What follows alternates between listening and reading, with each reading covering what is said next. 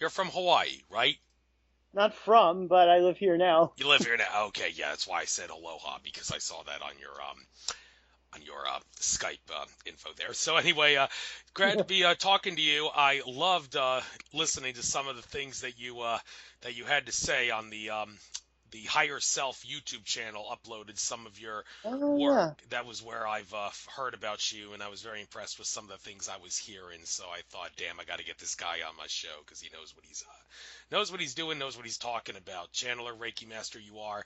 So I will start off by giving you the floor to tell your life story, specifically how it pertains to what you do in the present day. So who is Daniel Scranton? What does he do? And how did he get to this point? You got the floor. Okay. It can be a very long story if we let it go. We have 2 hours, so try to keep it somewhat educational, please, because I need to get information out on this show. That's the purpose of this show, the nature of reality being understood. So, yes, Yeah. but by all means, Well, you got the floor. yeah, I think the important thing for most people to know about me is that I wasn't born this way. I didn't have gifts as a child where I was seeing things, hearing things, knowing things, communicating with archangels like some people describe their early years. You know, my early years as a boy growing up in Connecticut, in a very conservative Catholic family were quite the opposite. I was quite normal and had a very weird relationship with God where it was more like a fear-based relationship. Just wanted to be good in God's eyes, didn't want to screw up, say the wrong thing, do the wrong thing. So that was how my life got started until I got to college. And when I got to college, I started learning. I was really interested in Greek and Roman mythology. I just loved it. I found it fascinating and started to realize that all these stories in the Bible, they weren't exclusive to the Bible. They were from all other areas and all other times in our world history. So that started to make me think maybe the Catholics and Christians don't have, the copyright on these stories. Maybe these are just stories that are common to all of us, no matter where we're from or what we believe in. And so that took me down that path of eventually leading me to atheism. So in my 20s, I was an atheist, but I wasn't like happy about it or anything. I wasn't a proud atheist. I wasn't trying to disprove anything. I just didn't believe that there was anything going on after we died. And so luckily, I got to a point where I discovered Deepak Chopra. And once I discovered Deepak Chopra and some of his teachings, it let my logical mind know that there was something more going on in this universe than what Freud and Darwin were um, putting out there. So that began my awakening process. So I'm like in my late 20s at this point, and I just started to gobble up everything that I could, all of the materials I could get my hands on. I would listen to books on tape, I would read, and took a Reiki course eventually and things like that. So my awakening was beautiful, and it was magical time for me to read these books and feel like I was going home again, feel like they just spoke to me so clearly. It was like I was on some kind of drug. I just loved it, and eventually stumbled upon channeled material. And for a while, I was really into the Seth books. They were, I didn't think I would ever stop being a complete Sethi, and I still am today. Like, I love Seth, but eventually somebody convinced me to check out Abraham Hicks as well. And the thing about Abraham that's different from Seth is that Abraham's being channeled currently, so you can actually go and attend a workshop with Esther and Abraham. So that's what I started doing. This was around 2005 when I first started hitting the circuit, and I got really, really into it. I was going on their cruises, traveling all over the country to see the workshops being put on, and got really part of that Abraham Hicks community. And then back in 2010, so this was like 5 years into my journeys with Abraham, it was March of 2010, and I had this severe pain in my region where you would think I was having a hernia. Like, I thought I had a hernia, and I was in severe pain, and I didn't know what to do about it because I was afraid to go to a doctor. So I was just sitting there lying in bed one day in pain, thinking, like, I don't want to be here anymore. I don't want to do this. And was literally, contemplating suicide. And then not that night, but the following night, I had this really interesting experience, this life-changing experience where I was in the middle of a dream, and it was a very short dream, and I just looked at this guy that I knew from the Abraham community, and he was really into extraterrestrials, and I wasn't. So I always kind of rolled my eyes when he'd start talking about extraterrestrials. So I looked at this guy and I said, I understand now about the other beings. And that was it. That was the whole dream. And I woke up from that dream, and at first I thought I was feeling a chill in the air. And then I realized that I had energy moving through me, and it was moving from the crown of my head all the way down and out the bottoms of my feet. And it was completely orgasmic. It was just a pure ecstasy experience of just utterly, like I said, this was a life-altering experience. I was in shock and awe of what was happening to me, and one of the first, I was begging it. I just, whoever was doing it, I was just begging them for more. And then at one point I thought, I wonder what this has to do with that dream. And then I thought, I wonder what this has to do with aliens. And as soon as I thought the word aliens, I got another huge download of this energy that moved. Like I said, it kept moving through me from head to toe. So then I just repeated the word aliens over and over again, so I keep getting the energy. And then I started talking to them. And I was talking to them in my head. My eyes were still closed. This was a conversation where I was just telepathically communicating.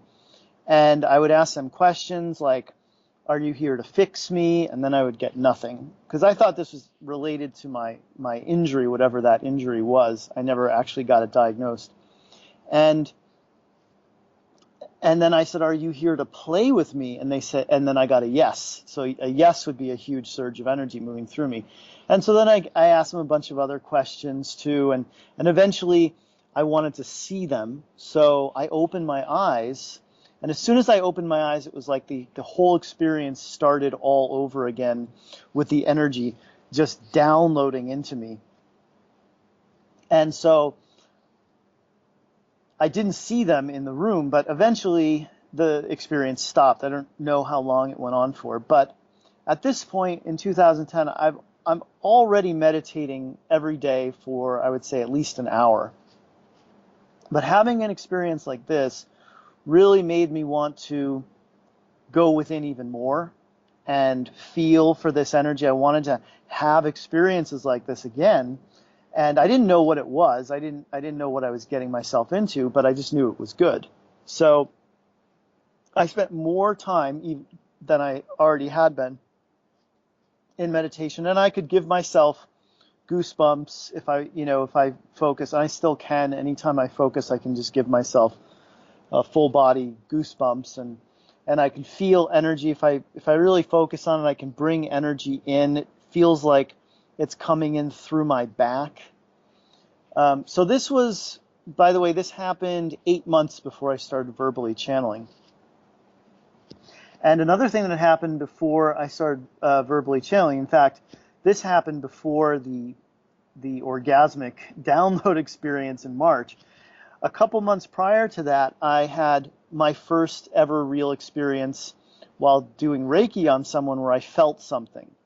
And not only did I feel something moving through me, but my hands moved by themselves. So I'd place my hands on the person, at the beginning of the Reiki session, and then they would be like a couple inches away, and I wasn't doing it consciously. And then once I started to notice that this was happening, I started getting really obsessed with wanting to give people Reiki. So I had a massage therapist at the time, and she would come to my house, and I convinced her to let me work on her before. She was a very spiritual person. In fact, I met her on an Abraham cruise, so she was all for it. So I would sit there, and I'd put my hands on her leg, and then one hand would lift off her leg by itself and do like a windshield wiper motion over her for a little while, and I'd just be sitting there watching it. And then that hand would stop and go back down, and the other one would come up and do the windshield wiper motion. And then my head started moving in an infinity symbol, like when you see Stevie Wonder singing and what he does when he sings. That was my experience with giving Reiki, and all this was happening involuntarily. And then my mouth starts to move, and once my lips were moving, and I was making whispering sounds, I thought, okay, maybe I am going to be a verbal channel. Like I wasn't ever thinking that I would, but maybe that's what's happening here. So then I would sit with that massage therapist and be like, all right, get ready with some questions just in case something comes out. And I'd sit with other friends and ask them to be ready for my channeling. And then what I would experience is a dry heaving type experience. So it was like I was trying to throw something up, but nothing was coming up and out of me. It wasn't in any way food related. And that experience also was cluing me in that something wants to be coming through you. Something wants to come out of you. So now we're in October of 2010, and I'm at an Abraham workshop in Asheville. And those are really small. Of all the Abraham workshops that they do, those are the smallest. There's under 200 people in the room. And so I'm sitting there and I'm tuning into what Abraham's energy is, because that became my thing after a while. In the beginning, my thing was to get called on and ask questions and try to ask the smartest questions that I could think of. And after a while, I realized, it's this whole experience is more about energy than it is about talking to the entities like Abraham. So I would just sit there and put myself in this deep meditative state, and then I started to dry heave during their workshop. So I stopped because, like I said, it was like I knew I was going to draw attention to myself in this small room. So I stopped and just attended like a normal person from that point on.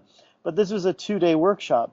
So that night, I was telling my friends about the experience, and they said, well, if you think you can channel, let's sit in a circle around you, and we'll have questions ready, or we'll ask questions and see if something comes through you. And it was more than just dry heaving and figure 8 head moving during this time. Now it was like there was like tension, especially up around my head and neck region. My face would distort, and I'm not sure at this point whether sounds were coming out of me or not, but there was no English coming through me, but obviously I was connecting to something. So then my friends were like, oh, you got to ask Abraham about this. So the next day, I'm sitting there at the workshop. My hand raises itself. I'm watching as a friend of mine sitting in the hot seat talking to Abraham, and I'm just watching as my hand is slowly raising itself so that when she gets out of the hot seat, my hand's all the way up, and I got goosebumps moving all up and down me, and of course I get called on. And I talked to Abraham about it, and they said, yes, this is what's happening. You are becoming a channel, and you just need to work through this bit of resistance that you have to it that's manifesting in the dry heaves. So I said, all right, that's what I'll do then. So I started practicing with a woman at the time that I was engaged to, and she was living in London and I was in LA. So we were Skyping already 4 times a week, 4 to 6 hours at a time. And what we would do, incorporate into these Skype sessions, was just me sitting to channel and her waiting patiently for me to say something. And I would feel the energy. It would come into me.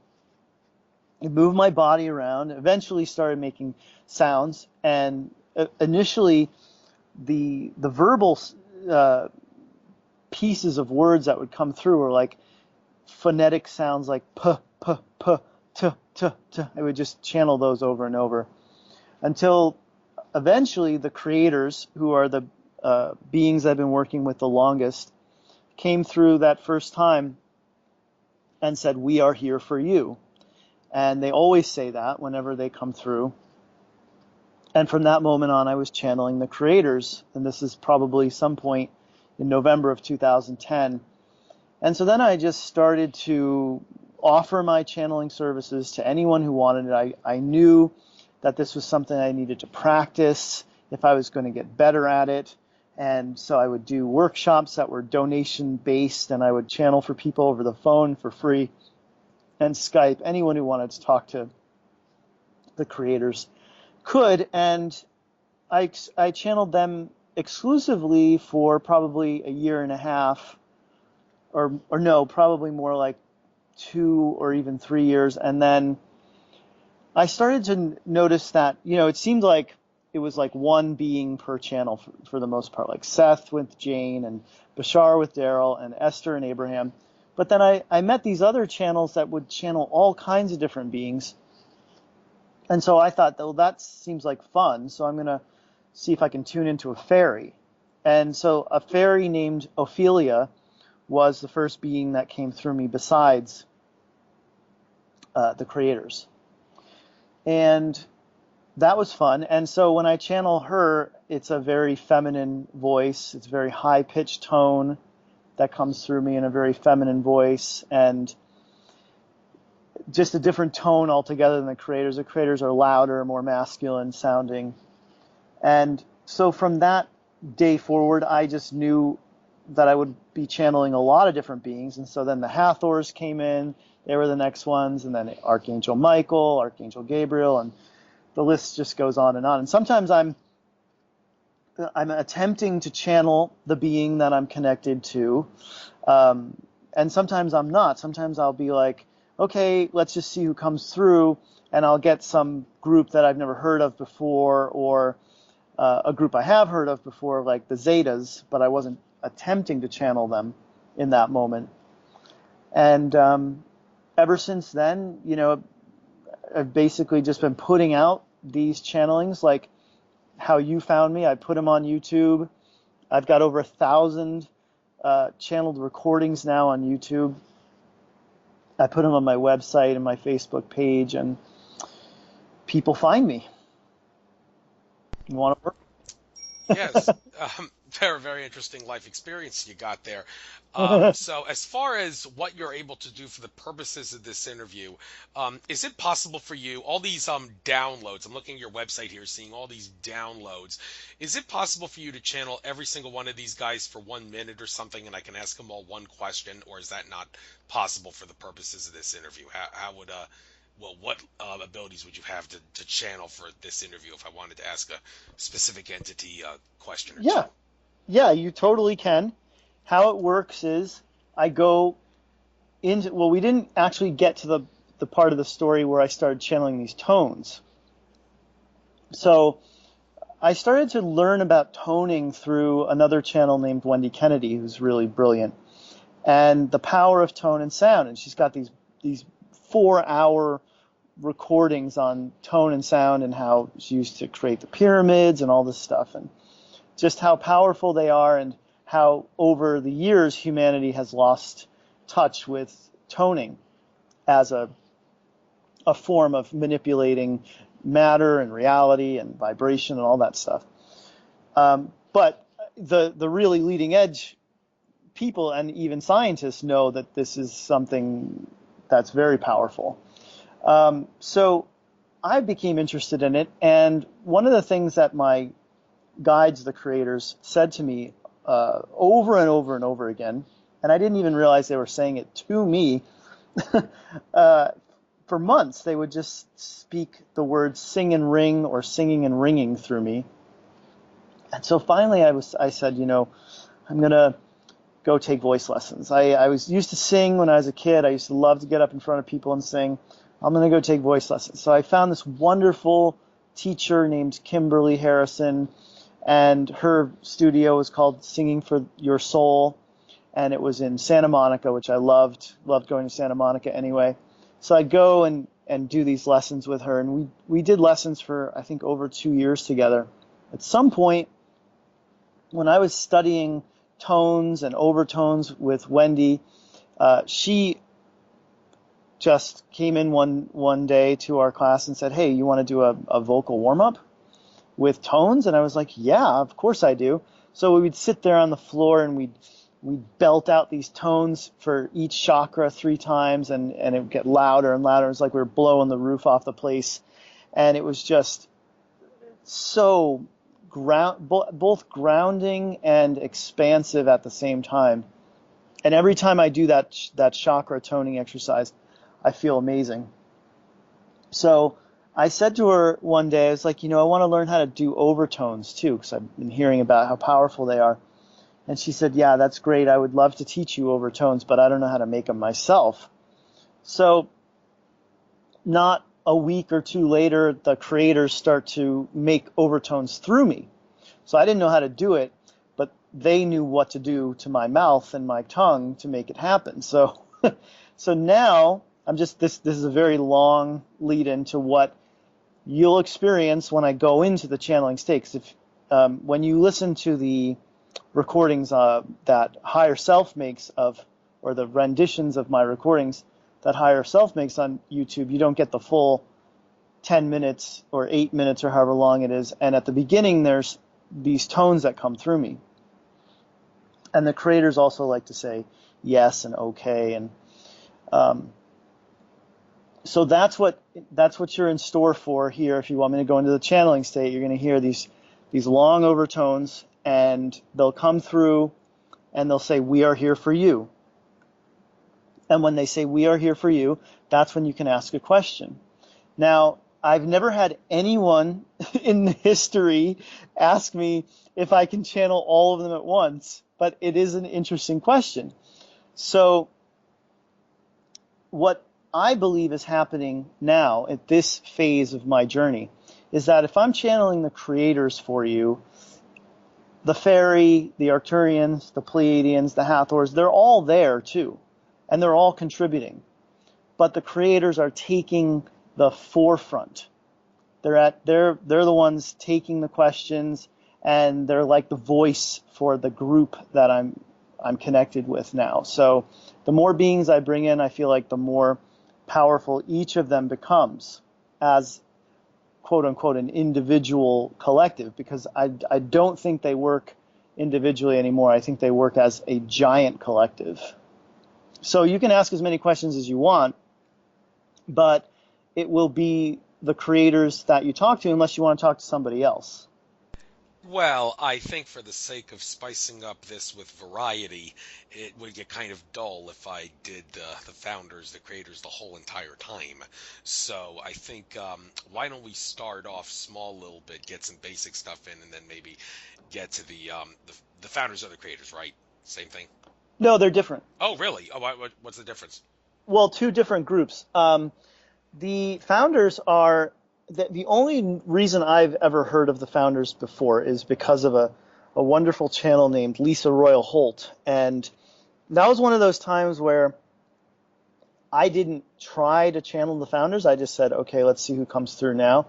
And it was the founders. And I even contacted her afterwards and I said, is it okay if I start publishing stuff by the founders? Because I've only ever heard you talk about the founders. And she was like, yeah, sure. A lot of my channeling students actually bring the founders through when they first start channeling. So the founders, my understanding of the founders is that they are, when you have, the way that Lisa describes it is you have, let's say, a sphere, and that sphere represents source energy. And then source energy, in order to know itself, needs to section itself off in a certain way. And so the first line or crack in that sphere would create the founders.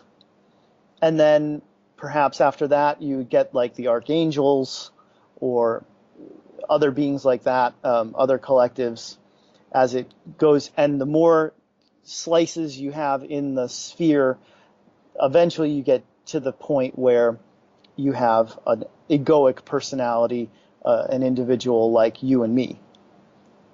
So they're like the top of the food chain, so to speak. And the creators, they are universal architects.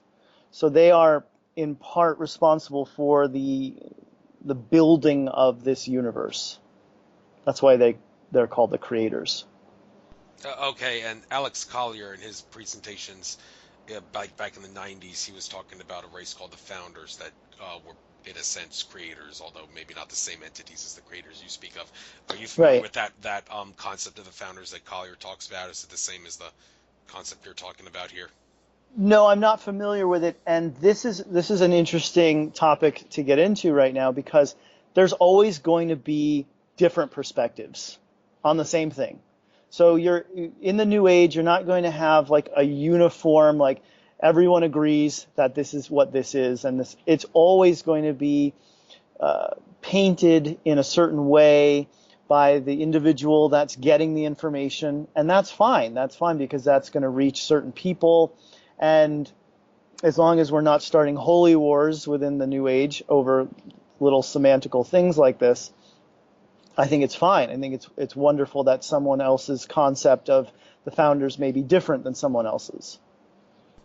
Yeah, I agree with that too. You can't categorize people because of the terms they use. So, Yeah. right. So, without further ado, let's do some. Well, I ask you, please, to do some channeling. Let's start Sure. off with Ophelia the Faerie, because I got something on my mind. I want to ask that fit little fairy.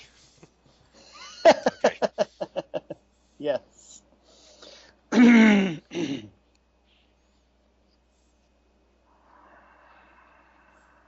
Yes. Yes. Yes.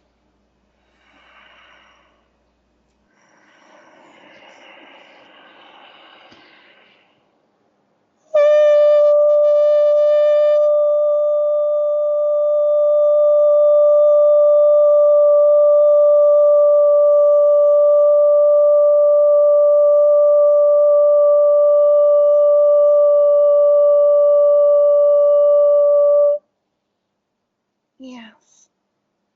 Yes. Yes.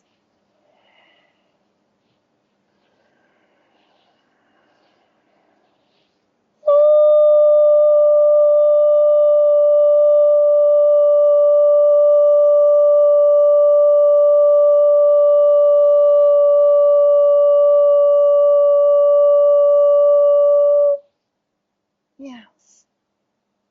Yes. Yes.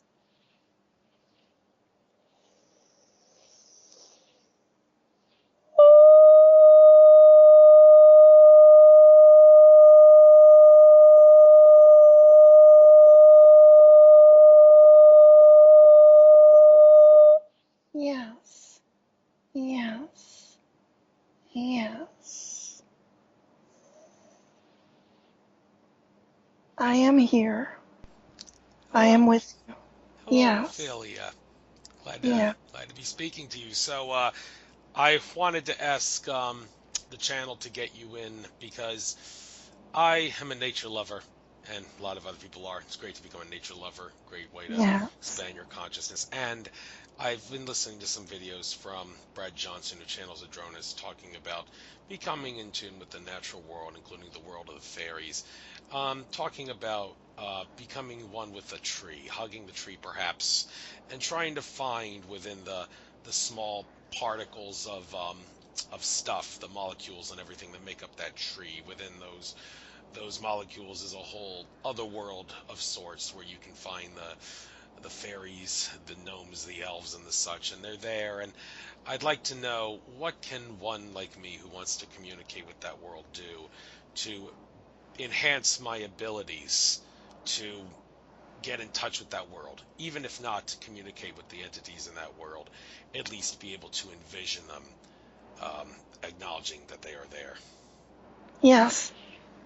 Well, you are on the right track when you are connecting with a being like a tree, because the tree has that higher frequency energy, and the tree has a consciousness and knowledge of that which you seek to connect with. We are present in the forests, and we are just outside of your vibrational range. However, you can raise your vibration to meet us and to have a conversation with us.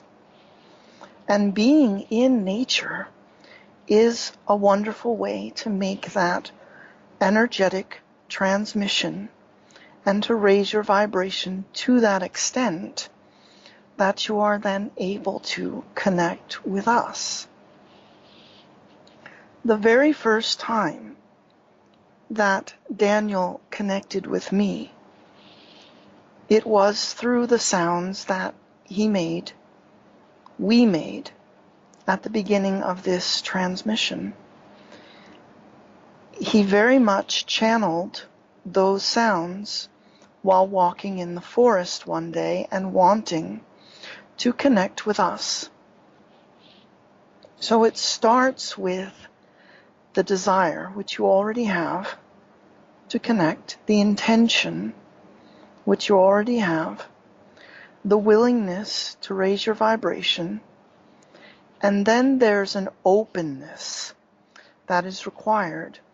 And it's an openness to many different types of experiences.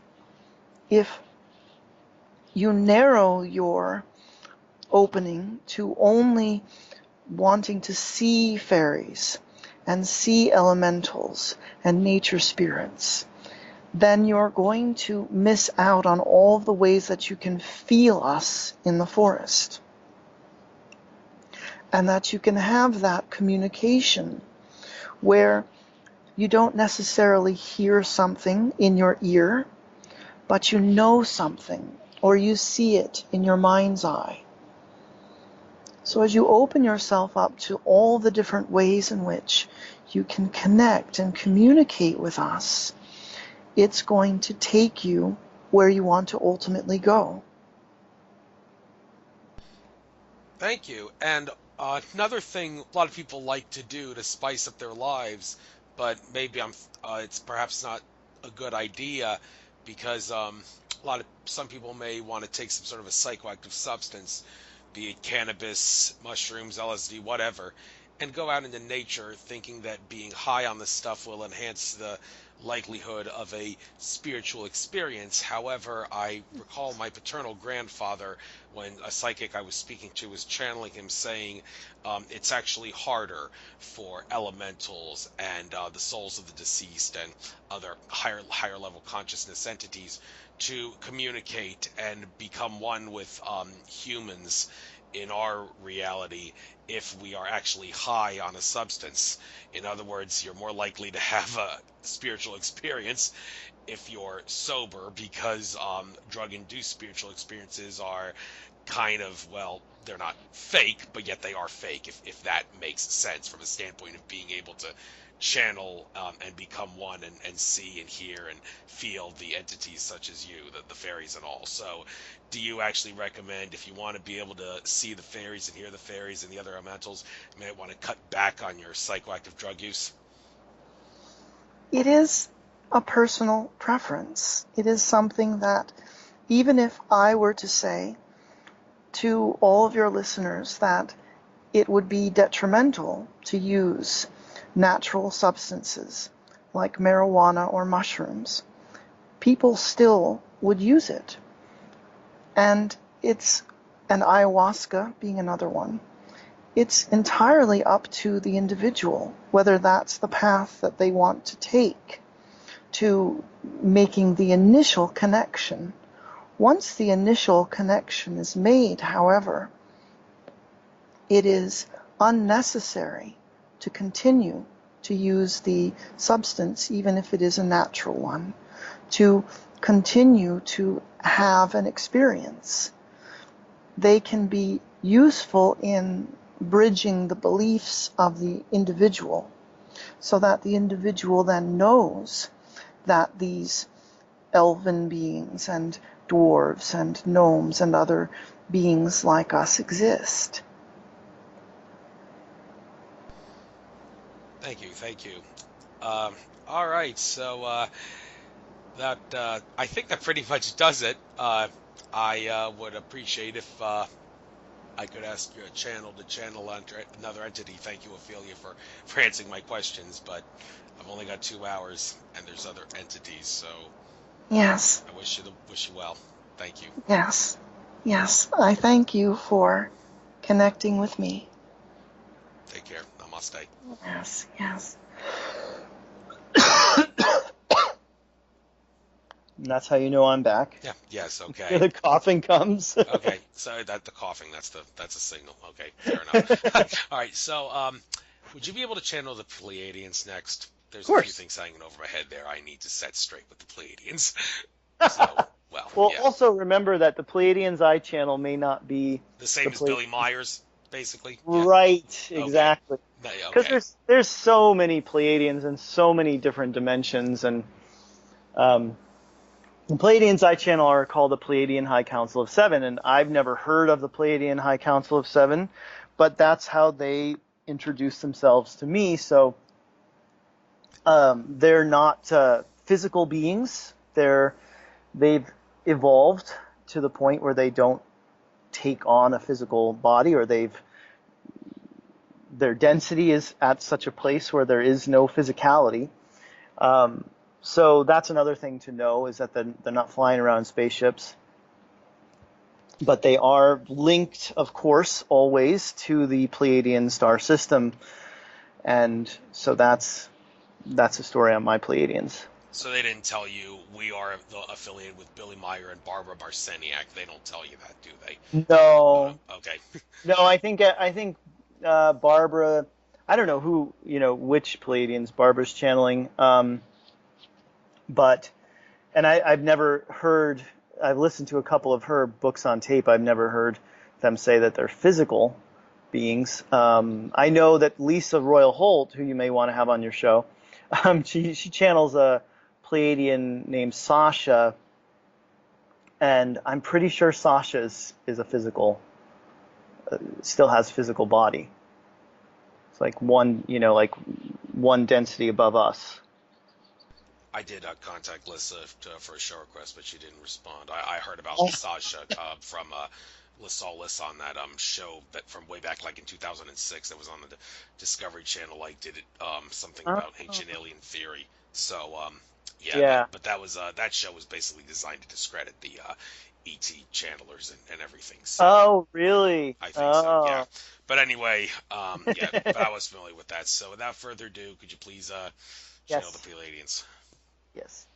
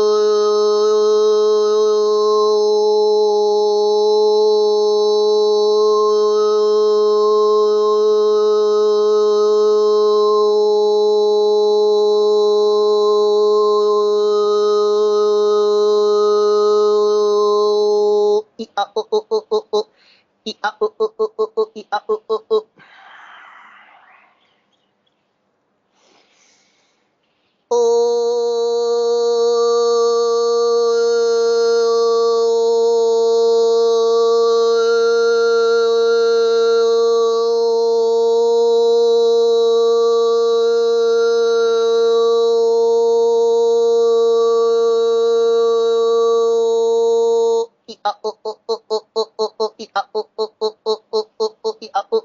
are the Pleiadian High Council of Seven, and we are pleased to offer you our words of wisdom.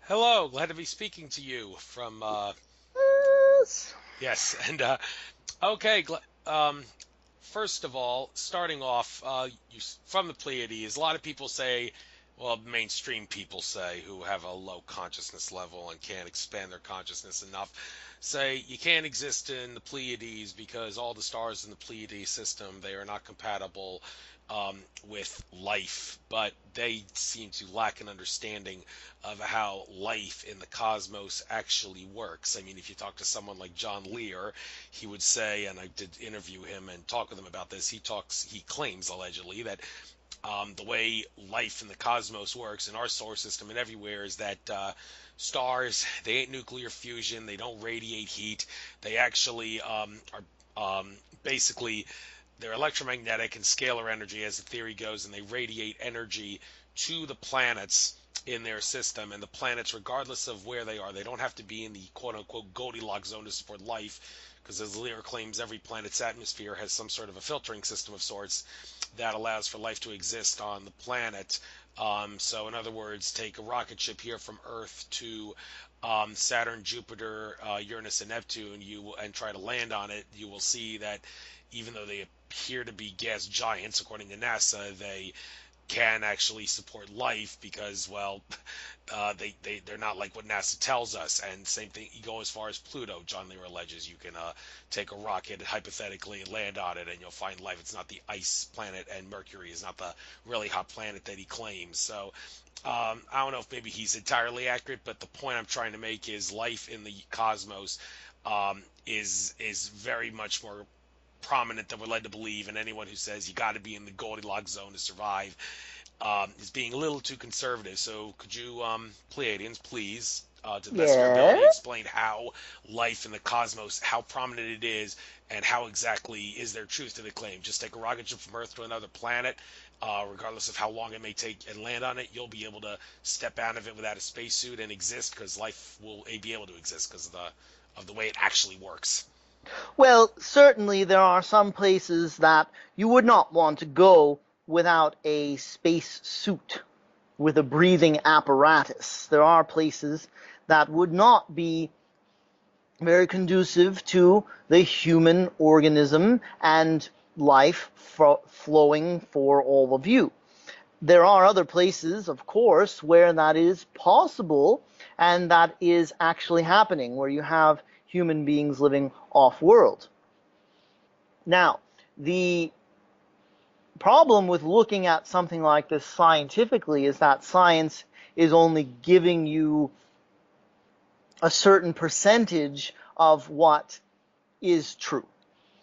Science is wrong as often as it is right about things like this, because the scientists that are at the height of their evolution are not reporting to the scientific journals. They're not reporting.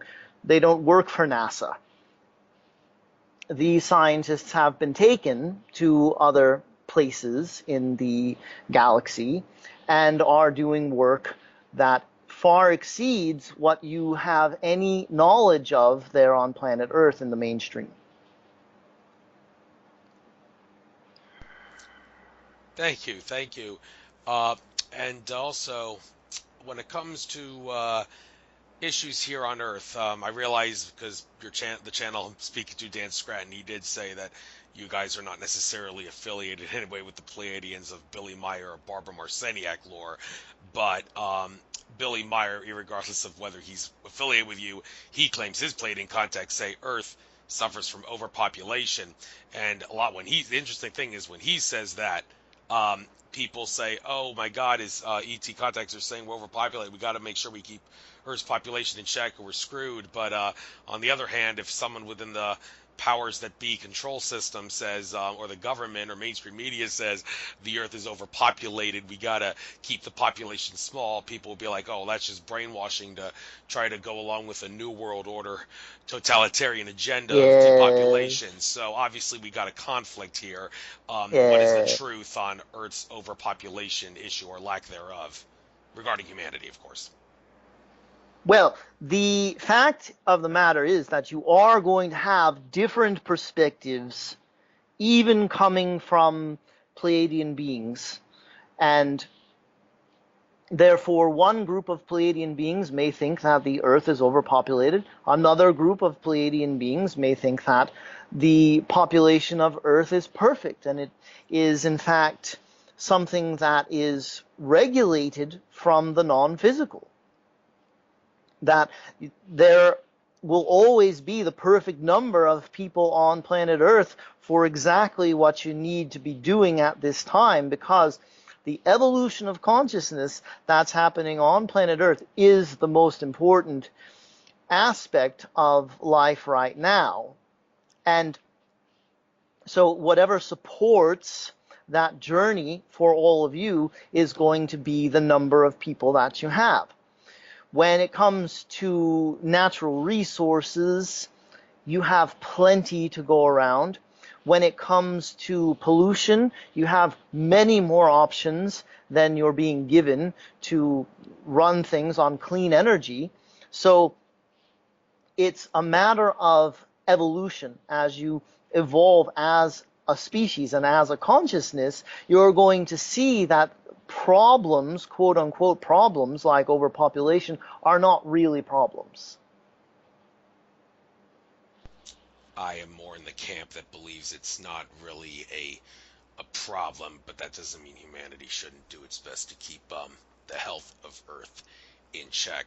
So yes, of course. Yes. So I also would like to ask, because you folks have a different perspective of time than we do here on Earth. Time is supposed to be, well, it is an illusion, and everything's happening all at once. That doesn't mean you can't have timelines and all, but the point is, we here on Earth, we have a reactionary sense to in the present. Our present consciousness in the present is reactionary, meaning that it's some sort of a reaction to something that happened in the past or something that is supposed to happen or could potentially happen in the future. I learned that from Jim Self, by the way.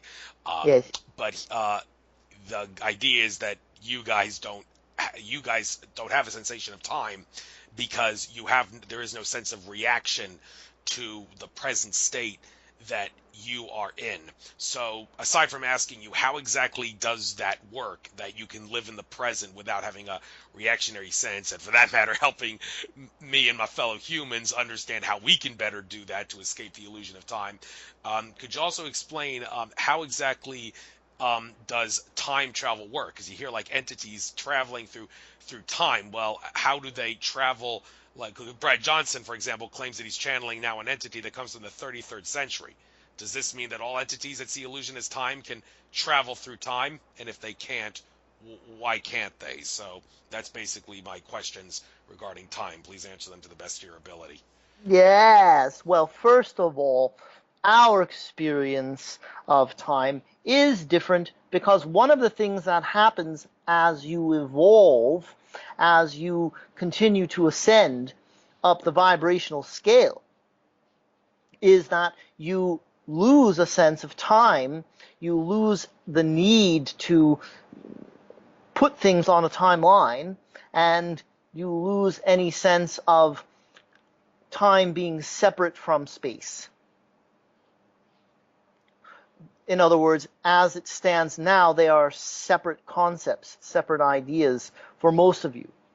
You don't think of the amount of time that exists within the space of your home, for example, or the amount of space that exists within an hour. But as you continue to ascend, space and time collapse on each other and become the same concept. So if you want to go to a certain time period, you recognize that you are simply going to a space. You are going to a particular reality. And what you do to get there is you find the vibration of that particular time-space experience. You vibrate at that frequency, and you are there. Interesting. And the idea of using time travel to manipulate timelines in the sense that the malevolent powers that be would want to do it on planet Yeah. Earth. Now, there's a debate here because it's been said if you go back in time and kill your grandfather, there's no grandfather paradox in reality because you're just going to an alternate timeline when you travel back in time Yeah. that's causally disconnected from the one that you originally came from. So you're not going to vanish out of existence when you kill your grandfather. However, Correct. people like Andrew Bashago and Alfred Weber have been talking about how, like, the government, specifically DARPA, has some sort of time travel technology, not only where they can look into the future to see events on a future timeline so they can maybe manipulate that to their favor and their advantage, but also travel through time into the past in order to prevent something from happening, like prevent whistleblowers from coming out, as an example I've once heard Andrew Bartz say. But I'm thinking, okay, well, wait a minute, that does mean that you can travel back in time and manipulate the present, so they're not causally disconnected. So, I mean, if timelines are supposed to be causally disconnected where you can't go back in time and alter the present, how is the government using time travel to manipulate things in their favor, specifically time travel into the past to affect our present time and the events that happen in the present? Well, even though they are using technology that exists outside of the human consciousness, technology that you can create, even though they're using that to do these things that they want to do, they are still creating their reality with their consciousness. So if they believe very strongly that this action A is going to result in outcome B, and even though they're using technology to make it all happen, they are still putting themselves on that particular timeline where they get outcome B. They're just doing it in a very hard way. And to them, it's the faster and easier way than manipulating their consciousness to create their reality.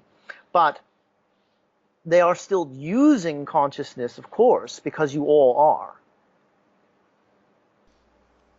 Yes. You see, there are many different ways in which you can bend a belief and many different ways in which you can bridge a belief. Oh, yeah, we're talking placebo effect kind of stuff. Yes, Yeah. yes, of course. So, thank you, Pleiadians. I appreciate you coming in, but just like I told the fairy, I've only got 2 hours of showtime, and there's other entities that need to be channeled. So, without further ado, I'd like to ask that you go off in peace so I can ask the channel to channel someone else. Pleasure talking to you. Yes. We are the Pleiadian High Council of Seven, and we are very fond of all of you. Take care.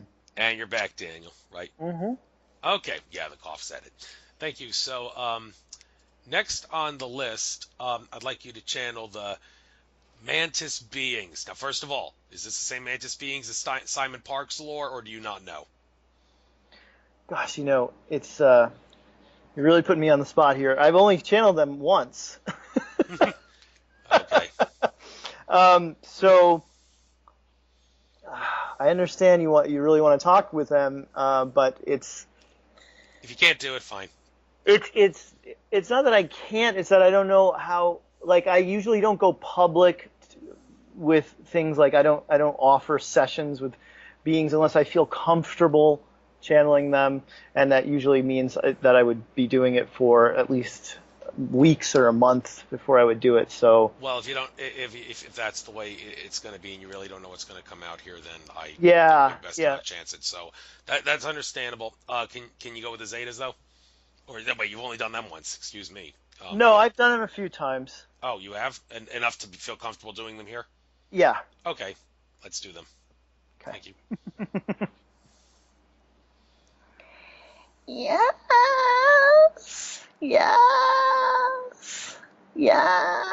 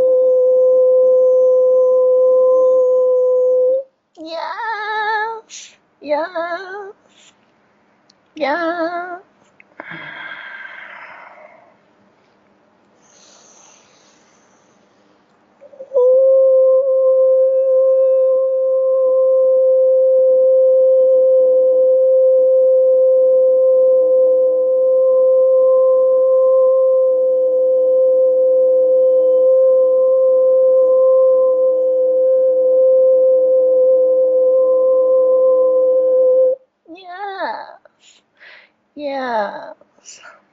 Yes.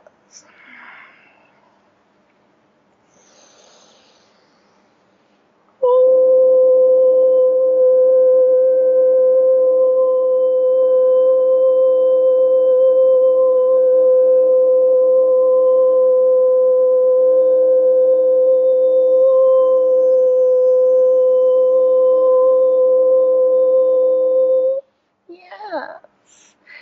Yes. Yes. We are the Zetas. Pleased to be speaking with you. So, first and foremost, uh, boy, with all due respect to Stanton Freeman, I gotta ask this. Is Bob Lazar the real deal? You know, I will be Yes. asking the Zetas this question. Does he know what he's Ye- talking about regarding what he said regarding Zeta technology and what the Zeta system is like and all the rest of it?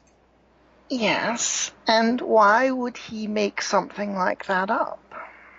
Well, Stan Freeman talked about how he made up his credentials because he couldn't have possibly been at MIT. So if he's going to make up his credentials, then one would wonder, okay, is he going to make something like this up? Well, then again, people lie on their resumes sometimes, so Yes. okay, Yes. Unfortunately, yes. But okay, he had the experiences that he has said that he had. okay. All right, thank you. And also, another person that's well known with Zeta lore, the whole Benny and Barney Hill thing. Yes. So these Zetas that Betty and Barney Hill, was that the same faction of Zetas that you guys are affiliated with, or a different group? Yes. Many years ago, however, this occurred. So we have evolved since then. So we are the same but different. Okay, and could you tell us about the faction from Zeta Reticuli that is that Alex Collier has spoken of as being the third level rung on the ladder of like Zetas? Then above that's Orion Greys. Then above that's Draco Reptilians. How those bad guy Zetas? What can you tell us about them and their influence here on Earth's reality? Yes, again, we are evolving just as all of you are. And our interactions with humanity and our exploration of your emotionality has been truly helpful in creating the version of us that you can experience today. So, yes, we in our past were very desperate to maintain our species, to keep the species going. But we no longer have that desperation, and so we are much more gentle than the Zetas that have been reported. And we are not related to all other gray extraterrestrial beings. We are our own species. Yeah, a lot of species of greys out there. People need not be stereotypical about them. Yes. Also, about Zeta Reticuli, it's said to be about 39 light years from Earth. And I spoke to John Lear about element 115 that Bob Lazar talked about. Stan Freeman says element 115, it has like, well, and maybe 116 too. It has like a half-life of a fraction of a microsecond, so there's no way the ETs could do anything with it. Well, John Lear said, nah, the element 115 that Bob Lazar talks about comes from a solar system much, much larger than the element 115 that you find here on Earth, which allows for the isotopes of element 115 from that large solar system to survive much, much longer than a fraction of a microsecond half-life. So this solar system where element 115 comes from, that Lear talks about, is that the Zeta solar system, or are there other solar systems where this isotope can be found? Yes, there are several. where it can be found. It's a very, very big universe and a very, very big galaxy. And it is correct that the life of an element is different depending upon the different energy of the system that you are in, and the vibration also of the planet that you are on is going to change the way that the element behaves. Thank you, thank you. And speaking of the system you are on and all that, and like, there's been a lot of controversy going on Earth. Not a lot. Well, I don't know. I shouldn't say a lot because it seems to be only within certain factions, certain camps, certain groups that subscribe to this. And I'm sure that you guys would assert, as any group that I could potentially have, Daniel Scranton channel right here, would assert that the whole thing known as the flat Earth theory is a bunch of bull crap. But I'm interested to know, do you guys by any chance know? Well, first of all, can you debunk it? And second of all, can you maybe answer the question, where did that whole thing originally come from? Yes, we certainly can tell you that your Earth is spherical, and that the flat Earth theory, from our perspective, the way that we are seeing things, is meant to throw all of you off.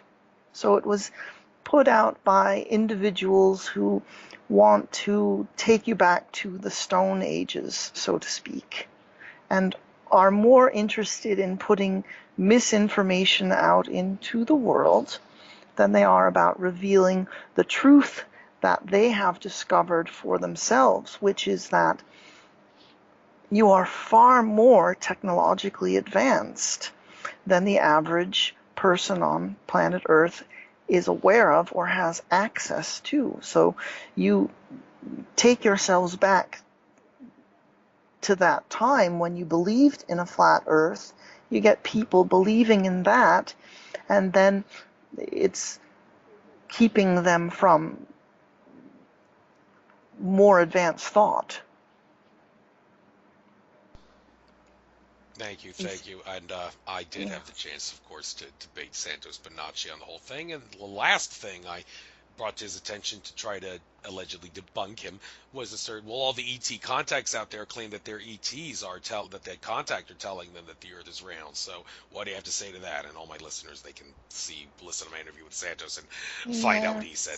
That's outside the purposes of this. So Zetas, I'm very glad that you were able to tune in, but like the other guys I spoke to before, I would like to bid you good day now, so Daniel Scranton can channel some other entities in this show for me. Yes, we are the Zetas, and we are your brothers and sisters.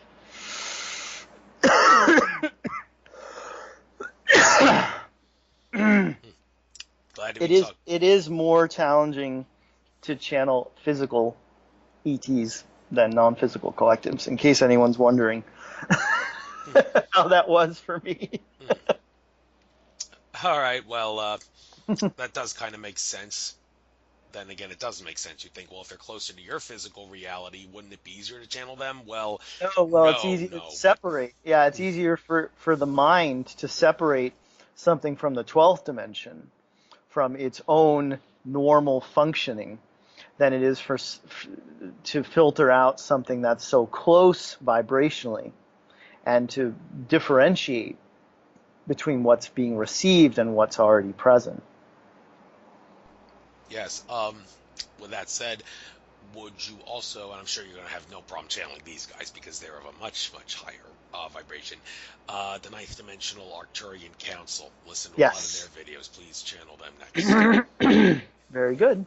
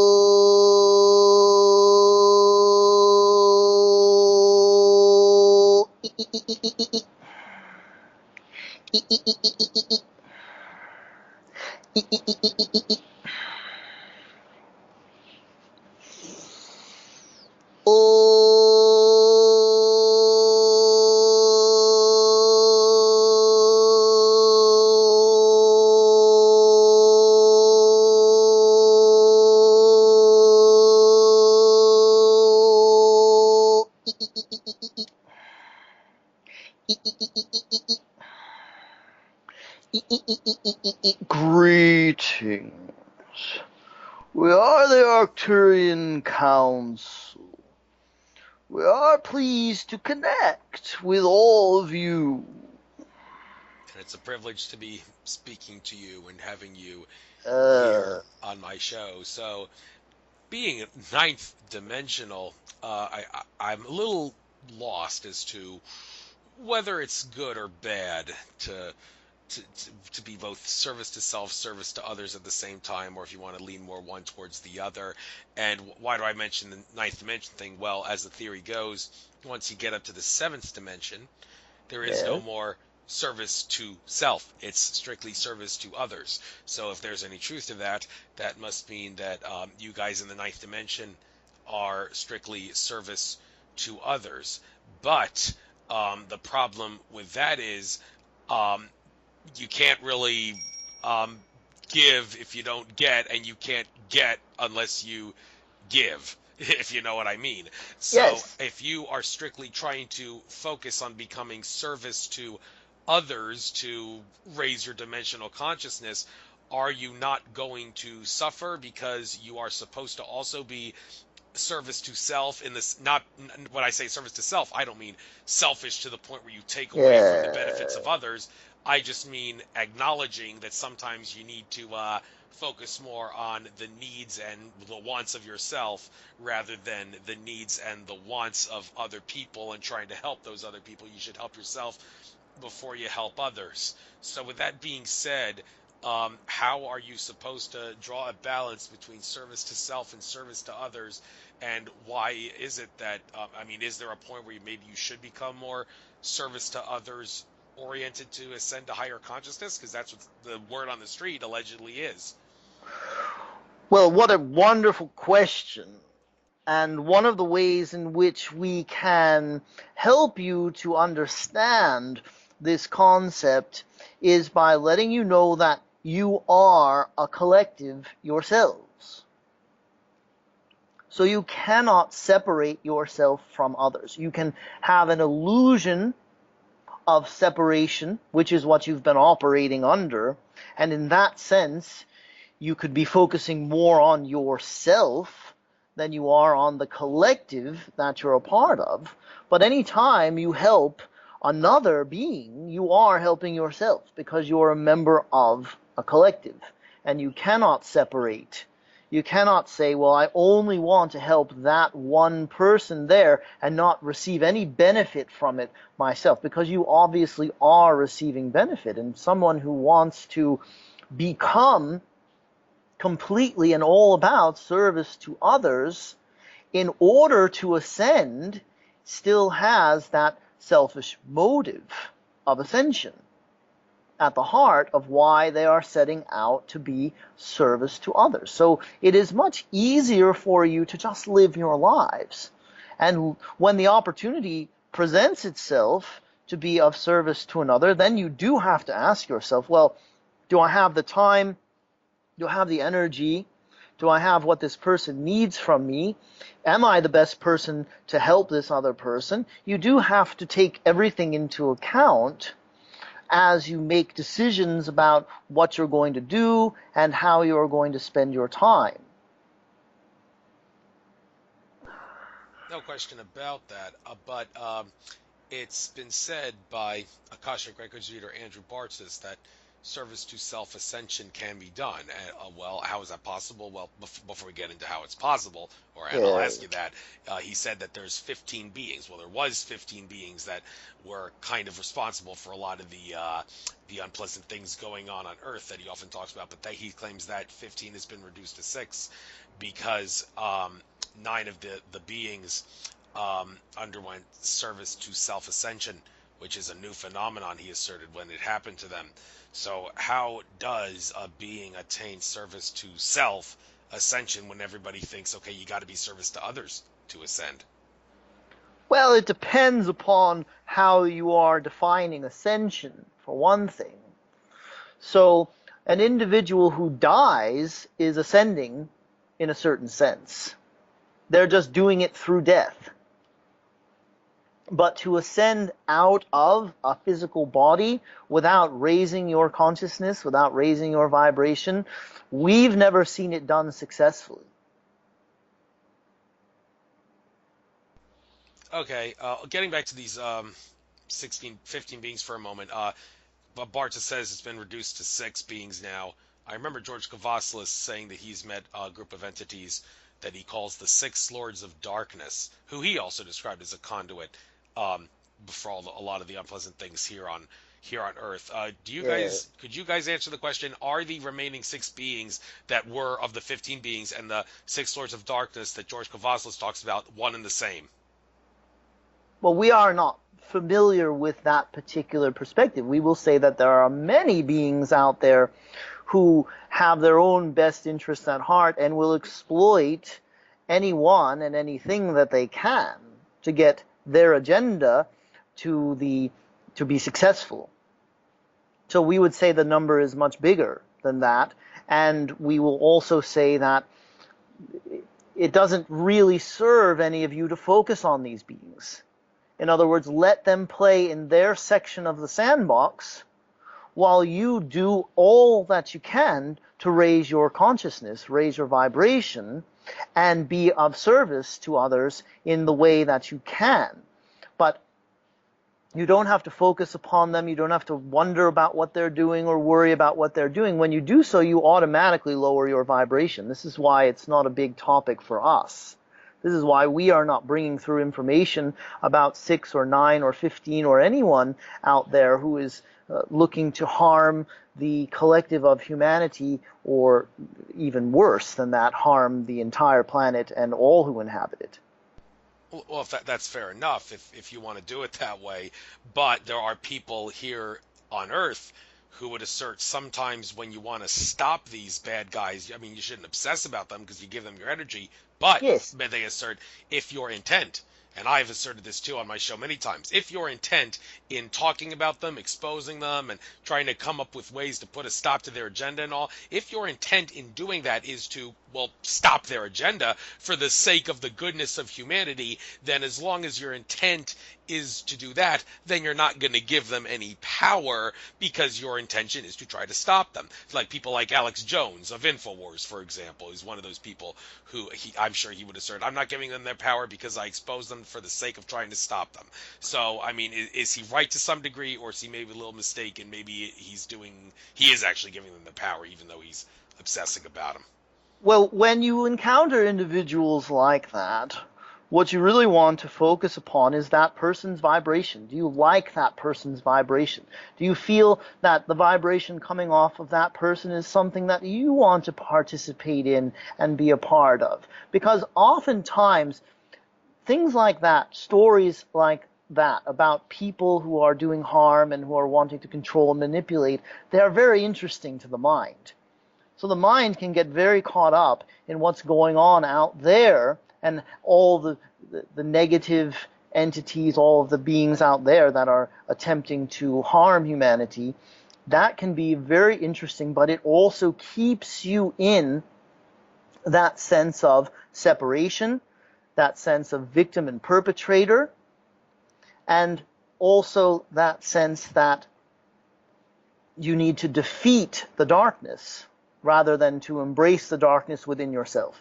So when you become aware of these individuals, the best thing that you can do is send them a transmission of unconditional love. Look for what they are reflecting back to you that is also within yourself and needs healing, needs compassion, needs unconditional love.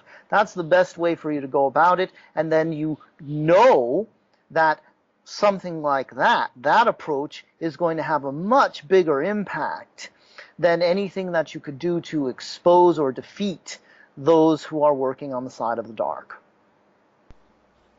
Thank you for clarifying that. And you mentioned the whole collective idea. Now, this Yes. reminds me of something that I've been forced to dwell on a lot recently. Well, here's a quick little backstory. I'll try to keep this short. I'm a sun gazer. My mother's an ophthalmologist. The two do not mix. Now, I heard Akashic Records Yeah. reader Andrew Bartz say, you can look at the sun any time of day. Doesn't have to be during the first hour of sunrise and the last hour of sunset. I mean, that's just a misconception. Everybody thinks that's the only safe time to do open eye sun gazing. But Bartz asserts, no. Even if you want to do it at solar noon, for crying out loud, if you're like fork of the night shift, you got to get up late, like early afternoon, and you got to sun gaze at solar noon or something like that. That's okay, because it's just going to bypass the physical, go right to the brain, and neutralize everything in your body for the better, among other things. However, all the ophthalmologists out there would assert, no, that's not how it works. And a great many people in this world have been suckered, if you will, to believe that looking at the sun is harmful. So this raises the question. All these countless people out there, my mother included, who believe that looking at the sun is harmful. I mean, even if you do not believe that looking at the sun is harmful, even if you truly do not believe that it will hurt you, you believe it's perfectly safe and all, is it true that all the people who believe otherwise, that believe it is harmful, could potentially, their energy could cause a negative collective consciousness placebo effect, if that makes sense, which could, in theory, cause damage to the eyes of people who sun gaze, even if those people don't believe that that it would hurt them. It's just like the mother who worries about her kids getting the flu all the time, and her kids get the flu every single winter, but then when she stops worrying about that, the kids don't get the flu. And I listened to that Yeah. from a lady at a recent conference. So I'm thinking, well, maybe the same would be true with my mother worrying about me sun gazing all the time. All her stress may cause damage to my eyes, even though it's not technically supposed to. So am I right about this collective consciousness placebo effect happening? And if I am right, what can people do to counter it so things like damage to the eyes from sun gazing don't happen? Well, one of the reasons why you have that camp out there of people saying the sun is bad for you, you're going to get skin cancer and you're going to hurt your eyes if you look at it. One of the reasons why that camp has evidence to support its claims is because the sun is a very powerful healer. And sometimes when you go into a healing state or a healing phase, stuff is coming up and out of the physical body that's affecting your eyes, that's affecting your skin. It's showing up on your skin as a mole, a misshapen mole, or something else that is, if you go to a doctor, they're going to say, yes, that's very bad. And we need to cut that out as soon as possible. But ultimately, it is the sun's work on you. It is a clearing that is happening. Just as when you get into the lower frequency emotions that you experience, like anger, fear, and sadness, you have to go through that difficult time of clearing and releasing all that's been stuck within you for lifetimes and eons. And so you could say, well, you better avoid doing any work that's going to get you in touch with those emotions because you don't want to feel that way. But ultimately, it has to be done. So we will say to you, if you feel good about sun gazing at any time of day, then you should do it.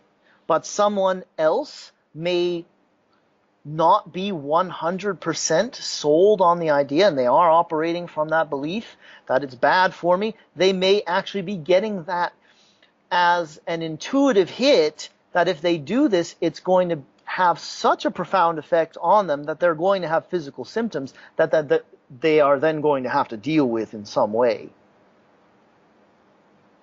You see. Yeah, yes. Thank you for. It depends on how, if you put a person who's got a lot of toxins in their bodies in the sun, and you lay that person down next to a person who's been living a very clean and healthy lifestyle, they're going to have two different experiences of the same sun. Because one has more toxins that are going to be brought out to the surface than the other. And the eyes are a part of what's coming up and out from the surface of a person. So that's why a person exposing their eyes is going to have more of that stuff coming up and out through the eyes. Thank you very much. I can bet you I'm probably going to show my mother this conversation I just had with you, but I have a feeling she's going to say I don't trust anybody claiming to be an ET contact. So, Very good. well, I That hope is her right. yes. Yes. Okay, Yes. well, fair enough. With that being said, I'm very glad you can come in, but there's a couple of other entities going on the show, and I've only got about 35 minutes left, so I'd like to bid you good day. Dimensional Yeah. Arcturian Council, it was a pleasure talking and learning from you. Yes. We are the Arcturian Council, and we have enjoyed connecting with you.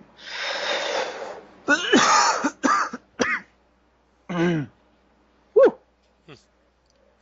That was a It's great like conversation. it's like the lightning round. Yes, it is. So, that being said, I'd like you to Mm-hmm. move on to Ashtar Command. There's a Oh few God, things. that's another one I've only channeled once. Oh, okay, then forget I said that. Okay, what's next? How do you got here? Okay, how about the well, how about the creators and the founders? Well, actually, Sure. which one's at the top of the rung of creation? The creators are. Oh, the The founders. founders are higher than the creators, closer to Yeah, source. Okay, exactly. the founders are closer to source than creators. Okay, in that case, let's go to the creators. We'll save maybe the best for last. No offense to the creators and anyone else. It's just that it makes sense from the way I see it for the purposes of this show to do the closest to source last. So let's do the creators next, please. All right, here we go. Yes, yes, yes.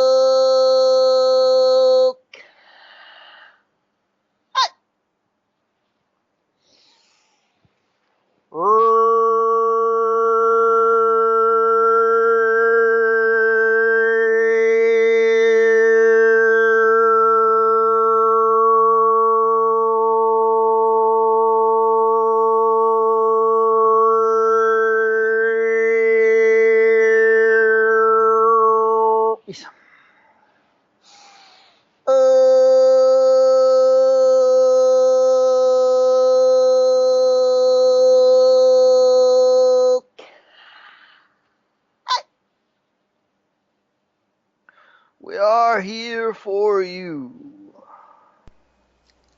Hello, creators. So Yeah. you are called the creators. I guess the appropriate first question is, what did you create that got you that name? Well, we are universal architects, but the creators is a much nicer sounding name. So we created, along with other beings, this universe. Okay, you created the universe. All right. So with that, there now I got a few questions about the universe that I'm sure a lot of folks, even in the mainstream science community, are going to be happy I asked you this. Okay, to the best of your ability, could you please explain what are dark matter and dark energy? You created it, so you must know. Well, they are necessary for the polarity to exist in a universe of duality. So if you have positive energy, then you have negative energy.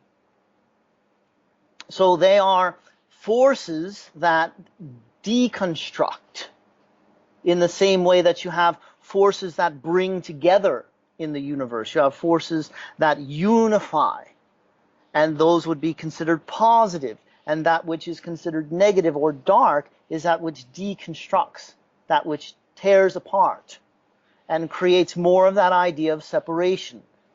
As has already been discussed here, separation is a part of the experience of this universe, especially in your dimension. So it's necessary for you to have that type of experience, just as you have the unifying experience of the positive and the light side of the spectrum. Thank you. I hope that makes sense to all the mainstream scientists out there who've been dying to know what dark matter and dark energy is. Okay, so that being said, another thing about the universe. Oh, yes. Is the Big Bang theory, as they say in the British Isles, a bunch of bullocks and shite? Is it phony? Was the universe really infinite all along? Well, when you talk about starts and finishes and things like that, you do get into a sense of linear time. And from a linear time perspective, you have to have a beginning and you have to have an end. So for your minds to wrap your heads around what is the origin of the universe, that theory is as good as any. Okay, with that being said, there's a few hot spots in time that consciousness researchers and Akashic Records readers have thrown out as significant, and I think it only makes sense for me to take this opportunity to ask the creators, you folks, what this is all about. First of all, Carl Johann Kalimann, he did that whole thing about the levels of consciousness and all that, and he had a timeline which ended on October 28th, 2011, and but going way back, that timeline began, I think it was something like 16.4 billion years ago.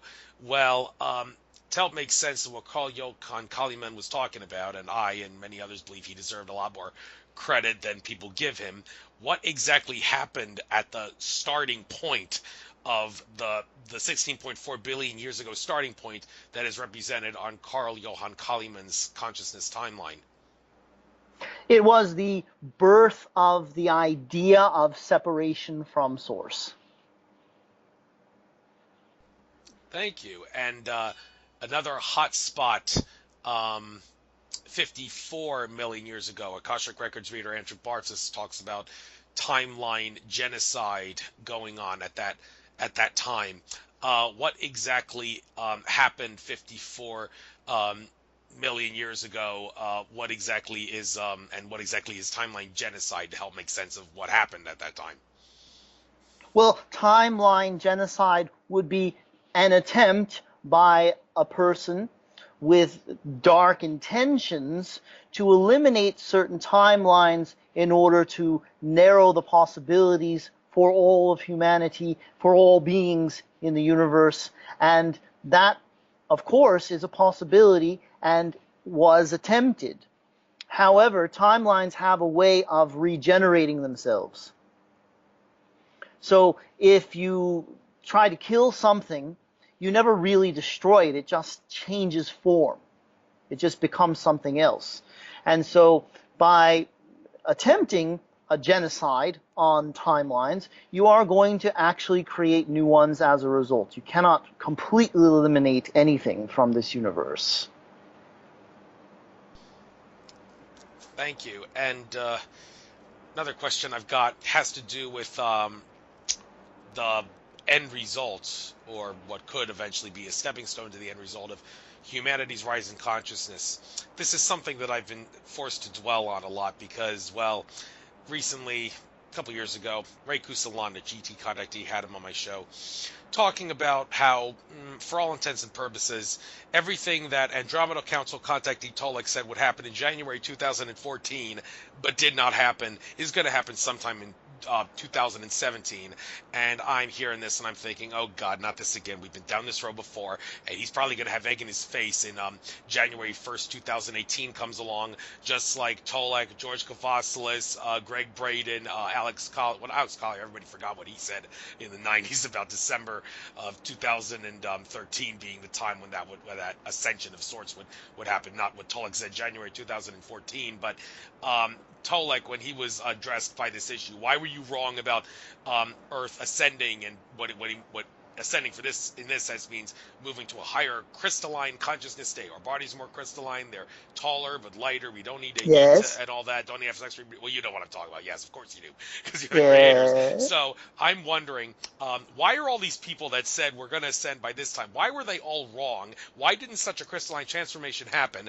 And what exactly is causing people to see that, and for that matter their ET context to see that happening in the future, when the end result is doesn't actually ever happen and probably won't happen? Why are they seeing that? Well, predictions are beneficial to you in many ways. In other words, when you have a prediction there in front of you, it does give you that belief that something is going to happen and that you are a part of it, and that is something that can help people who want to give up, because the ascension journey that you've all been on has been very hard on quite a few individuals who have wanted to give up and leave and go play somewhere else. So you get a prediction going like that, and it allows people to sustain that hope, and then if that prediction doesn't come true, then there's someone else offering another prediction about ascension, and everyone who's aware of ascension wants it to happen as quickly as possible. You want to experience life differently. You want to experience yourselves as more empowered beings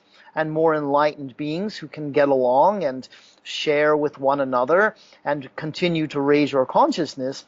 And so those types of predictions are beneficial for individuals who need something like that to latch on to keep going through what ultimately needs to happen for all of you, which is a collective clearing, a collective consciousness release of the lower frequency thought forms, the lower frequency experiences and traumas that you all work through on a personal level.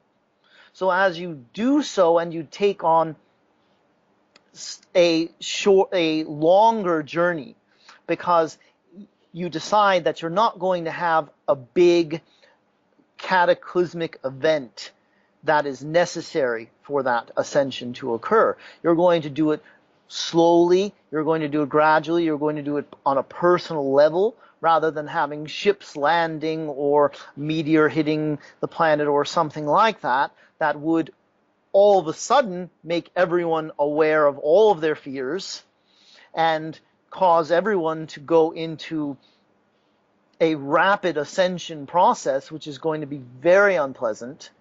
You keep deciding as a collective, no, we're going to do it the slow and steady way. The slow and steady way wins the race. Yeah, and I've also heard some people say that we actually, even if we were to transform, like in the sense, like the manner that Tolek said we would in January 2014, but didn't. Some people said, well, that life, it's really not something you would really want, because it's kind of boring in a sense, because you don't need to eat, you don't need to have sex to reproduce a lot. You're basically just a shining crystalline being going about life in where you really don't have to do all the fun things for variety and all the things that you kind of needed to do, but in a sense those things you needed to do before the ascension were kind of fun. So, but then again, I've heard people say, well, that makes no sense, because you wouldn't experience a sensation of boredom if you did go through that ascension. So who's right? The people that said if we ascended it wouldn't be fun anyway because it would be a boring lifestyle, or no, it would actually be fun because we don't experience boredom after we ascend like that? Yes, it will be fun. It's just hard for the logical mind to understand how that's possible.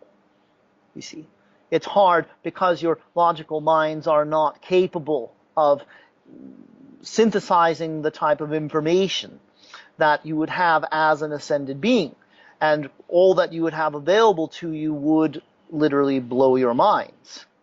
So it is not boring. It is not less than what you've experienced before. It's more. It's more choices. It's more freedom. It's more creativity, which is our specialty. Oh, and with that being said, creativity. That's one thing that the archons that are still controlling us to some degree, they lack creative imagination, it's been said. But we here on Earth, we do have a creative imagination. It seems kind of counterintuitive because we're said to be like third dimensional beings. These archons, they're lower fourth dimensional beings. How could something in the lower fourth dimension have no creativity? You'd think, or creative imagination, excuse me. Maybe you could help make sense of that. But also, Well, they're not tuning in to their higher minds because they're not doing the work that is necessary to tune into the higher minds. They're trying to control and manipulate, which is a lower frequency type of experience.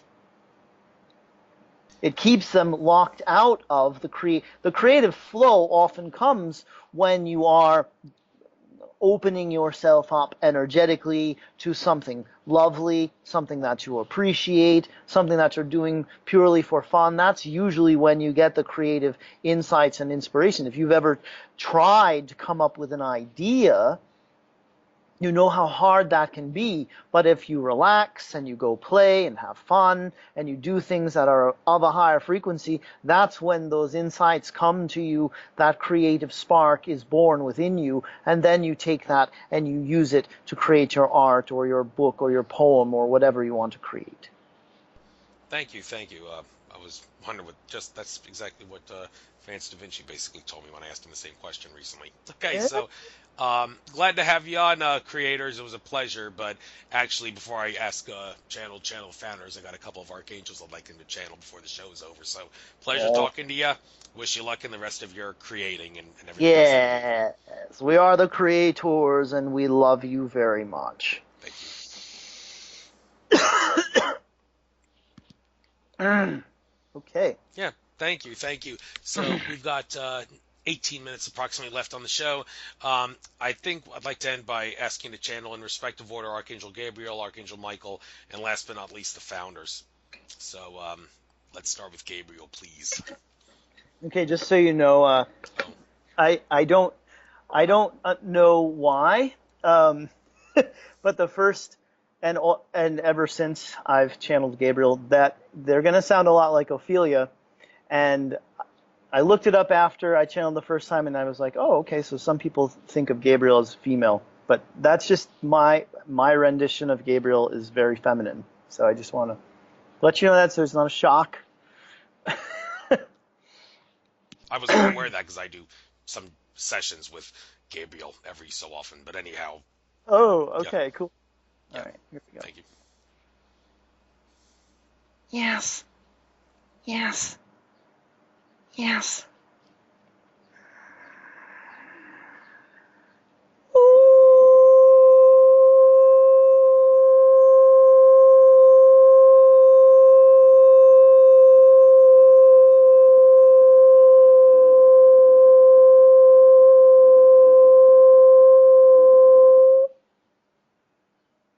Yes. Yes. Yes. Yes.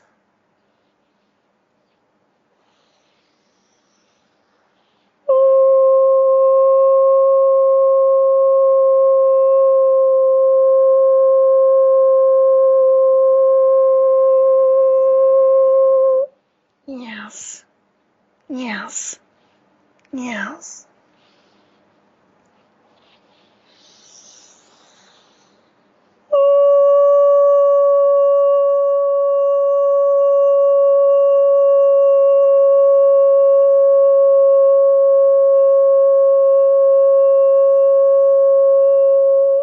Yes.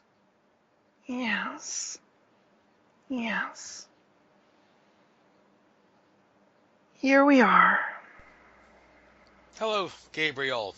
Glad Hello. to be making acquaintance with you. I don't think I've met acquaintance with you since I said I do like work with you and channel you. Well, that's not really true. I don't channel you. What I meant was when I said that, every so often I do Carrie Samuel's 28 days of angelic abundance or whatever that thing is called, and you're one of the angels that I do sessions with, 7 days with each angel, you, Michael, Raphael, and Uriel, and Yes.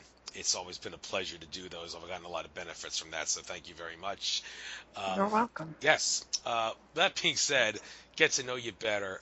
One thing people associate with you, Gabriel, the horn, like anybody who's seen the movie All Dogs Go to Heaven 2 might get an idea what the horn is like, the horn that allegedly you blow on to open the gates of heaven. Is there any truth to that concept of you blowing a horn to open gates, or is that something that's been like fictionalized in movies like All Dogs Go to Heaven 2? It's something that we do in order to help you realize that you have that ability as well. That we don't need to do it, but we do it in order to inspire you to work more with sounds, to open gateways and portals for yourselves. Thank you, thank you. And in regards to asking you for help, with all due respect, I've often said sometimes I just can't help not wanting to ask the angels. I think keep the angels out of it, suck it up, and do it yourself. And some people are like, how could you say that? Well, I mean, I think in a sense it's kind of a healthy mentality to try to.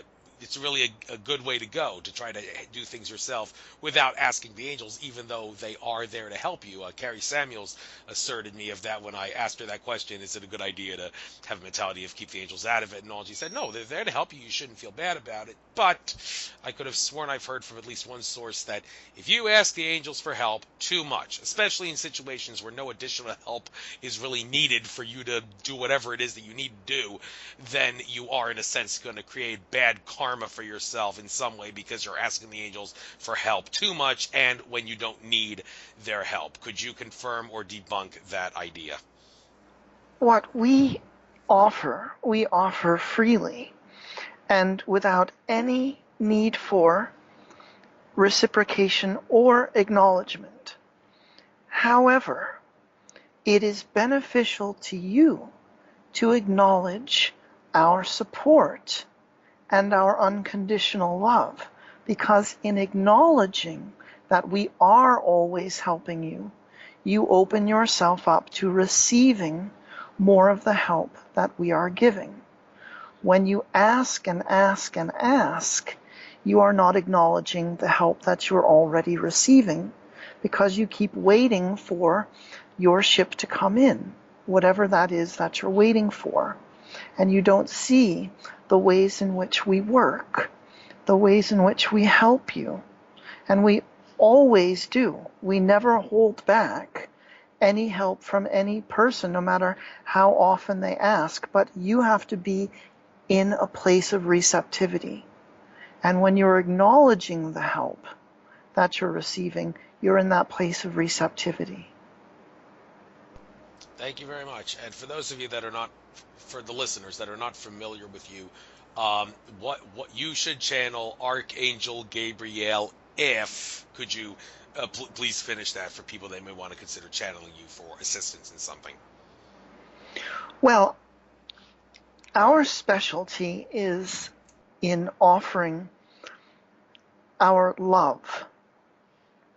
That is for people who feel lonely, people who feel sad, people who need a companion, a non-physical companion. Call upon us, because we offer the love that we are freely, and we do so with the hopes that you will receive it and accept it, and then feel the love within yourself get activated by our energy. Thank you very much. Yes. So, fortunately, I only had a couple questions for you, but I've only got about 12 minutes left, and there's a couple of entities left. I'll definitely be seeing you again when I go through that 28-day session, which will be, I think, within the next 2 months when I do that. So, look forward to that. Thank you for tuning into this session. Yes, we are. Yes, we are, Gabriel. We are senders of love.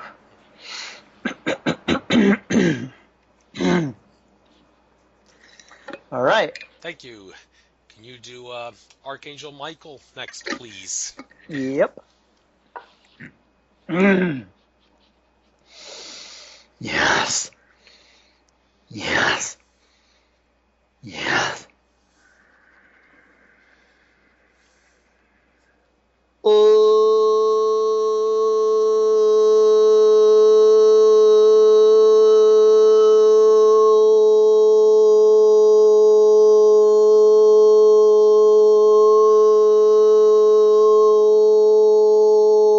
Yes. Yes. Yes.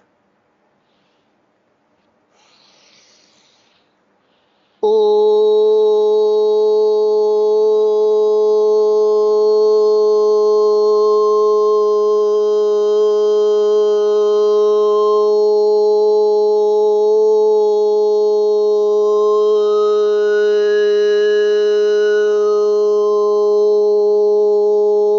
Yes. Yes. Yes. Oh.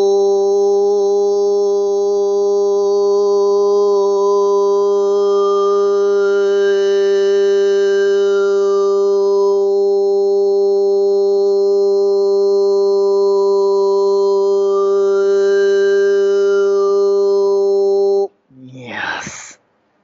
Yes. Yes. Welcome. We are here to serve and assist you. Hello, Archangel Michael. Great to be Yes. making your acquaintance again. Had some good Yeah. times with you during those 28-day sessions that I've done with you and the other 4 archangels that carry Samuel's channels in those sessions.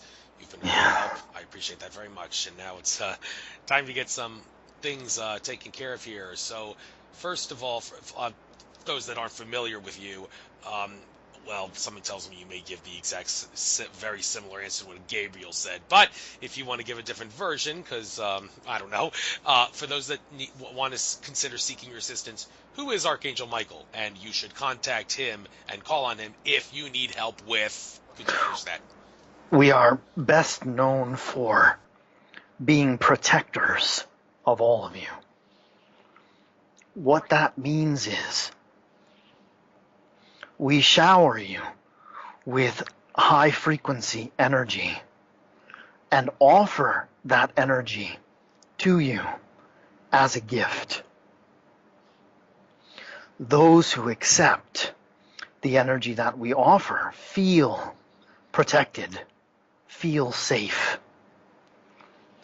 They feel, even we would go so far as to say, invincible, as you allow our energy to surround you and allow us to wrap ourselves around you as a type of protective shield. Anything that is then of a lower vibration is not going to be a part of your experience because of your connection and your acceptance of us and our energy. Thank you. And boy, I hate to have to ask you this, but it's a fair question. And I did ask some of the other people that are humans who can do some work similar to what you do, when I asked them, well, why would I need you when I could ask Archangel Michael? Well, on the flip side, I need to ask you that question, Archangel Michael, because I've got some friends, some people that claim to have abilities like, among other things, they can cut parasitic cords, and it's the only job they have. They don't have a 9-to-5 job, so they have to charge for their services, which is fair enough. But that raises the question, why would you need to pay someone like, I'm not going to name any names, but pay someone who claims to be a cord cutter or an aura healer or anything else when you can just ask Archangel Michael to do it for free? I hate to put you on the spot, but it's a fair question to be asking you. What would your answer be to that question? Well, when you have someone there in the flesh in front of you who's able to raise their vibration, it's easier for you to accept that something real is happening. because you have the person right there in front of you offering the vibration. Now, when you are talking about beings like us in the 12th dimension, it can be harder for a person to accept our transmission, to believe that they're getting something from us, and to integrate that which they are getting from us because of that lack of an ability to see or hear or feel us in the physical. I think that's a fair enough explanation. Although, Yeah. interestingly, I had a recent experience with you a few days ago when I had a raccoon cross my path outside. I looked at the spiritual significance of that, and right after the raccoon crossed my path, I asked you to cut a couple cords with people. I'm not going to name any names, but it Yeah. made sense based on the spiritual significance of a raccoon crossing your path. How Yes. about that? So, Yes. with that being said, Archangel Michael, I've only got 6 minutes left on the show. I need to bid you good day to ask the channel the founders, please. So, I look Yes. forward to seeing you in the next 28-day session. Very good. We are, Michael. We are infinite. We are love.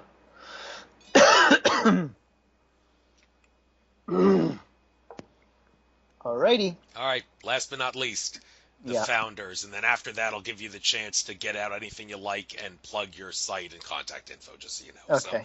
So, founders next, and then you plug.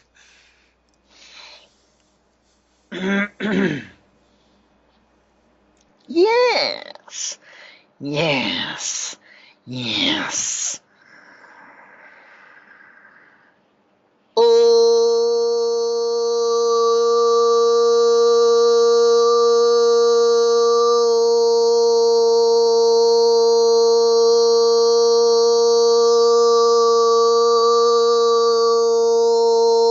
Yes. Yes. Yes. Oh,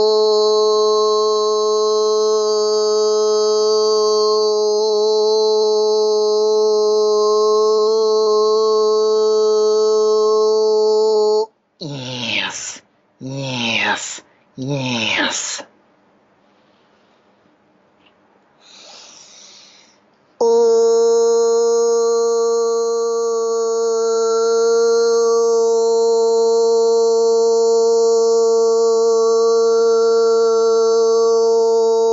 yes, yes, yes. Blessings. Blessings to you, founders. Privileged to have you on my show. Yes.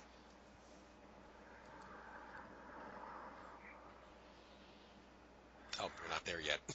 Sorry. We are. Oh, you We are are there. here. Okay. Yes. Yes. Okay. So now that I've had you, all right. Looks like I may have to go a couple minutes past 8 just to make sure that that person channeling can get this plug out. But now that I'm speaking to you, Yes. founders, and again, it is a privilege. How close exactly are you to Source, first and foremost, just so people can make sense of who you are and how you connect with everything else? Yes. Sometimes you hear people on Earth talking about a thinning of a veil between humanity and your next step in your evolution, or the thinning of the veil between the physical and the non-physical.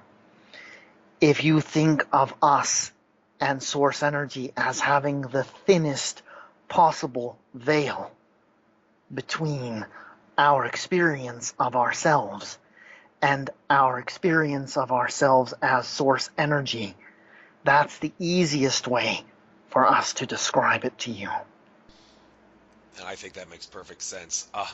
Well, based on any other description you can basically give. Yes. So, with that being said, I'd like you to maybe make sense of what soul is, because I asked that question because, like, take George Kavasilis' example of it. He says consciousness, which is the awareness of being aware, comes from soul, and spirit comes from soul. Spirit is basically, for all intents and purposes, the tiny parts of soul that go to certain times and places in the illusion of time and space, to manifest and do the things that the experiences that soul can do. Well, that's easy to understand what consciousness and soul are. I mean, and spirit are. But if I had to ask you to give a nice definition of soul for everybody can understand, what is soul? Yes, our definition will be short and sweet. It is your eternal essence. Eternal essence. Couldn't have Yes. said it any better, I think. Yes. Also, okay, one final question, and then I'll bid you good day for the channel to give out his info. George Kavassis, getting back to him, he's in his presentations talked about how our universe is basically the only universe constructed of light, although I think there's a problem with that, because if you have infinite universes, then there must be an infinite Yes. amount. But then he also says all the other universes out there in the multiverse that are not constructed of light, don't even bother trying to wrap your head around it. You won't be able to. Well, okay, fair enough. But is he in general correct when he asserts that, like, there is infinite, or maybe there is a finite amount of light universes and other universes out there that we are causally disconnected from in basically every way, and that are not constructed of light? Is he on the right track? If you can imagine it, then it is so. If you can imagine a universe that is not constructed of light, then it exists. And even a universe consisted of something other than light is still source energy. So there's nothing that exists outside of source energy, but it's all perception. So from a certain perspective, when the room is dark, there's no light. But from another perspective, a being could interpret light from that darkness. Thank you. I appreciate that. So it was a privilege and an honor to be speaking to you, founders. Bid you good day. I need to give the channel a chance to plug his info. We are the founders. We are the keepers of the flame.